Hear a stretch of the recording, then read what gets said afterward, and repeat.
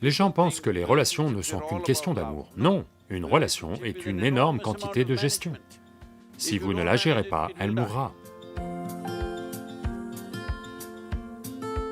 La plupart des histoires d'amour sont comme ça, ce n'est de la joie que les premiers jours, après ça, que de l'anxiété.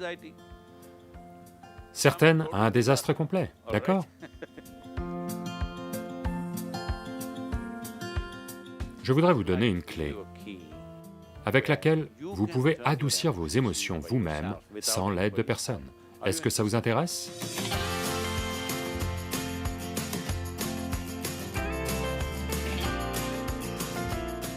Vous savez, il suffit d'un clic ces jours-ci pour rencontrer quelqu'un, vous tombe amoureux et ensuite vous dites non, ce n'est pas la bonne personne. Et puis vous recommencez avec un autre. Alors qu'est-ce que le véritable amour exactement? Et cela peut-il arriver 2 fois, 3 fois? Donc c'est ça que j'aimerais vraiment comprendre. Voyez, il y a ce qu'on appelle l'amour et il y a ce qu'on appelle une relation, d'accord? Une relation a lieu entre deux personnes. C'est une autre affaire, c'est une transaction d'une certaine nature. Quel niveau de relation? Malheureusement aujourd'hui, si vous prononcez le mot relation, les gens ne pensent tous qu'à des relations basées sur le corps. Non. Si vous avez un frère ou une sœur, vous avez une relation avec eux. Mais ça ne veut pas dire qu'elle est basée sur le corps. Vous avez des parents, vous avez une relation avec eux, vous avez des amis, vous avez une relation avec eux. Eh bien, vous avez tous ces gens de la radio, vous avez une relation avec eux. Tous les gens à qui vous parlez, vous avez une relation avec eux. Donc, il n'est pas nécessaire que le mot « relation » soit pris en otage par les relations basées sur le corps. Mais malheureusement, c'est comme ça qu'il est utilisé à cette génération. Il n'était pas utilisé comme ça quand nous étions jeunes. Mais aujourd'hui, si vous dites relation, les gens pensent que vous avez une relation avec quelqu'un. Donc, une relation est une autre affaire, parce que ça implique 2 ou 3 ou 10 personnes. En ce moment, vous tous ici avez un certain type de relation. Ceci est un groupe de personnes ayant une relation. Une famille est un groupe de personnes ayant une relation, d'accord? Donc, cela est une question de transaction. Les transactions peuvent bien se passer, mal se passer, vous savez? Toute transaction, aussi bien cultivée soit-elle, parfois elle se passe mal, parfois elle se passe merveilleusement bien, parce que dans les transactions, 2 personnes ou 10 personnes sont impliquées. Même si la transaction n'est qu'entre 2 personnes, le reste du monde participe d'une manière ou d'une autre à cette transaction.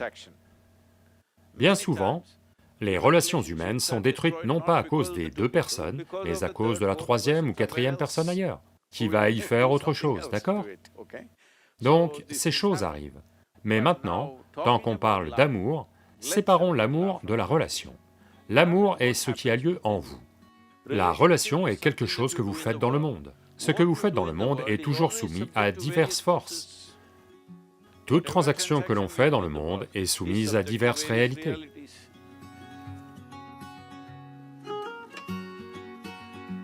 Une fois que vous êtes impliqué dans le monde, quelque chose se passe bien, quelque chose ne se passe pas bien, parce qu'il y a énormément de gestion.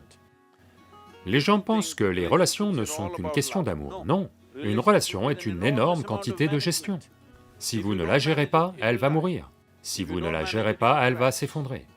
Mais l'amour est ce qui a lieu en vous. Cela n'est pas soumis aux forces extérieures. Mais pour l'instant, les gens permettent qu'il en soit ainsi, malheureusement. Mais en réalité, ce qui a lieu en vous, la douceur de vos émotions, ne devrait pas être déterminé par quelqu'un d'autre, n'est-ce pas? Ce qui se passe en vous doit être déterminé par vous. Ce qui se passe dans le monde, vous ne pouvez pas tout déterminer. Vous avez un certain rôle, mais il y a tellement de gens qui jouent un rôle. Ou s'il y a 2 personnes, l'autre personne joue aussi un rôle à 50%. Alors comment ils vont le prendre, ce qui va se passer, les situations, diverses choses sont là. Mais ce qui a lieu en vous doit avoir lieu comme vous le voulez. Donc, ce que vous appelez amour est quelque chose qui a lieu en vous. Mais malheureusement, les gens vous ont dit, il y a de l'amour dans l'air. Ça veut dire que c'est un air pollué, ça doit être à Delhi. Même Delhi a de l'air pur ces jours-ci, d'après ce qu'on m'a dit, même si je n'y suis pas allé depuis un certain temps. Donc, ce n'est pas dans l'air, c'est quelque chose qui a lieu en vous.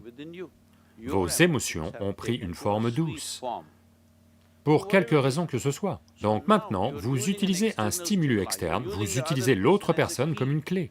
pour rendre vos émotions douces. Je voudrais vous donner une clé avec laquelle vous puissiez adoucir vos émotions vous-même sans l'aide de personne. Est-ce que ça vous intéresse?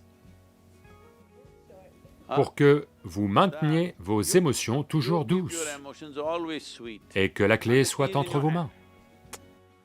Une fois que vous donnez la clé à quelqu'un d'autre, il n'y aura que de l'anxiété. Que va-t-il se passer? Que va-t-il se passer? Que va-t-il se passer? La plupart des histoires d'amour sont comme ça. Ce n'est de la joie que les premiers jours, après ça, que de l'anxiété. Certaines, un désastre complet, d'accord? Ça dépend de la dose de bon sens qu'ils ont. Mais, essentiellement, ce qui a lieu en vous doit être déterminé par vous. Ce qui a lieu autour de vous dans le monde n'est jamais déterminé à 100% par vous, que ce soit bien compris. Vous ne pouvez jamais déterminer ce qui a lieu autour de vous entièrement vous-même. Même si ce ne sont que deux personnes, vous ne pouvez pas le déterminer. Parce que l'autre va faire ses propres trucs. Si quelqu'un a la clé pour ça, pas vous. Parfois, il va l'ouvrir, parfois il va le verrouiller et jeter la clé. Alors vous dites, l'amour est catastrophique.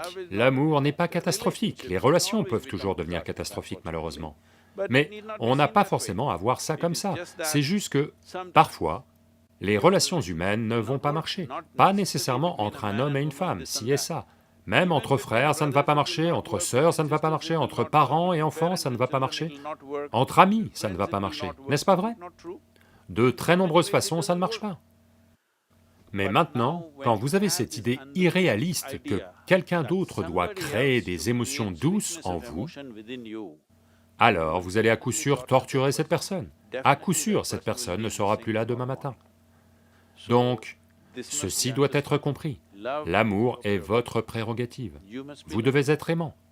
Quelle importance? Qui est là, qui n'est pas là, qu'importe. Le fait que vos émotions soient douces est vital pour l'épanouissement de l'individu que vous êtes. Si vous voulez développer votre intelligence, si vous voulez développer vos capacités, si vous voulez fonctionner dans le monde de façon très efficace, vos émotions devraient être toujours douces.